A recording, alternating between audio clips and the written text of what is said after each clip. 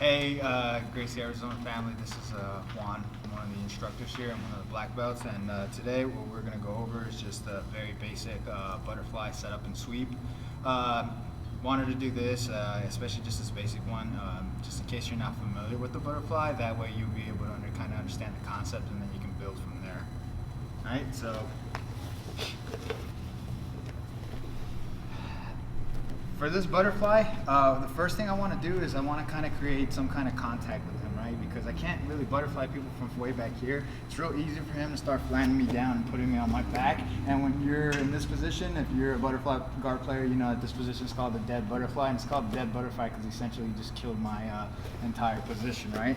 So the first thing I want to do is I want to create some kind of I want to cover some kind of distance to be able to get in contact with him, keep him from pushing me down, right?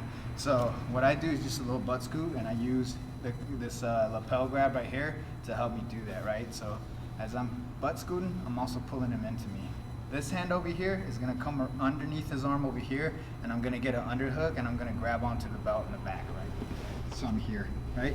So now as you can see, I'm really close into him, and it's going to be a lot harder for him to push me over and knock me down as if I'm way back there, right? So the next thing I want to do here is I also want to kill this space right here, right? Because if he has this space, he can kind of start turning into me and start creating pressure to start messing with my head and all that stuff. So what I'm going to do is I'm just going to do a little shuck, right, with my elbow. So all I'm doing is just shucking him so I can get in even deeper, right? So shuck, and now as you can see, his shoulder is connected to my shoulder, and I have my head kind of resting on his clavicle right here. This is what I want, okay? Because like I said, if I'm too far away from here and he can start moving and putting his head in here and dragging me down, that's not good. But once I'm in here, it's really hard for him to start using his head and shoulder to start pulling me down because I've occupied that space, all right? So the last thing I want to do is with this arm, I'm going to come around and I'm going to grab on the back of the tricep, okay? When I start going for this sweep, I really want to be able to turn his body. So what I'm doing here is I'm taking the back of the tricep and I'm bringing my elbow back and pulling everything into my rib cage, right? So here, I'm gonna kill some of the space. I shuck to get even deeper. I occupy this space right here, grab at the back of the tricep, and I pull everything in to try to twist his body up, okay?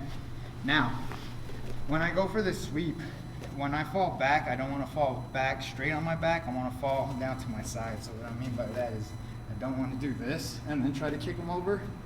I'm going to actually fall to my side like this. All right? I'm going to use this leg on the back of this thigh right here to help elevate, and then this to help me finish the sweep. So it's almost like you're coming into a tripod, right? So I'm here, falling to my side, I tripod up. I almost want to get to this position right here to help me. So here, shuck, grab, bring everything in, fall on my side, come on.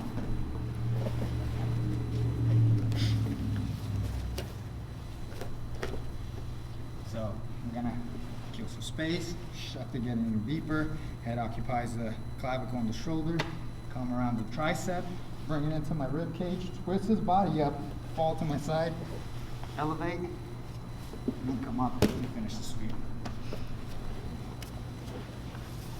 Let's do it from different angles.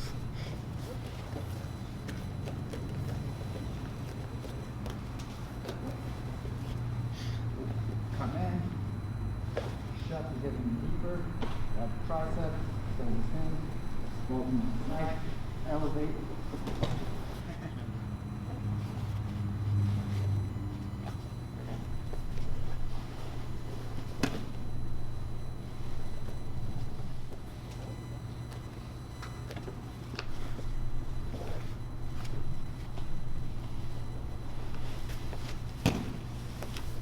Like I said earlier, right, with this belt grip, I'm just coming around and I'm gripping the back of the belt.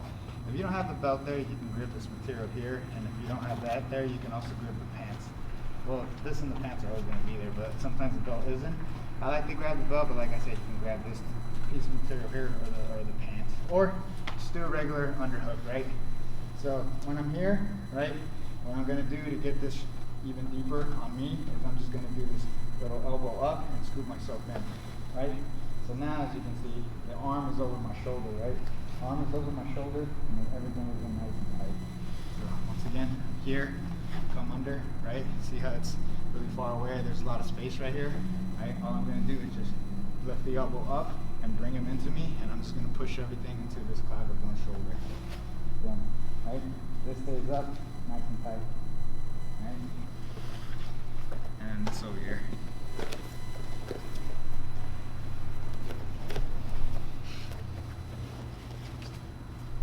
So when I'm grabbing the tricep over here, I'm just taking this no-gi grip. I'm not grabbing inventory or anything. Just taking a no-gi grip, and when I pull this back, I'm pulling his elbow or the entire arm, trying to get his elbow into my rib cage, right? While I have it here, everything clamps down to keep it in place, okay? Another thing I want to do when I do this is I want to make sure that his body gives some kind of a twist, right? Because if he's like this, it's gonna make it real easy for him to start basing on that side, right? But once I start twisting up his body, it makes it really hard for him to get that foot on the outside to start countering me.